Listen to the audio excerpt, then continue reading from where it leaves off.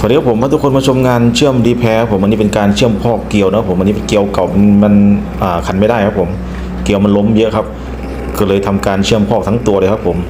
รอบไดมิเตอร์เลยครับผมแล้วก็วัดขนาดของไดมิเตอร์แล้วก็เพื่อจะทำการกึงเกลียวนะครับผมอันนี้เราจะใส่เป็นตัวล็อกหัวเกียร์นะครับเราก็ทำการกึงแล้วก็วัดไปเรื่อยครับผมโดยใช้เวอร์เนียร์วัดคร่าวๆพอประมาณครับผมถ้ามันได้ขนาดปุ๊บแล้วก็ค่อยทำการกึงเกลียวครับผมอันนี้ค่อยเก็บไดมิเตอร์ไปครับผมต่อไปก็เป็นการเก็บเกลียวแล้วครับ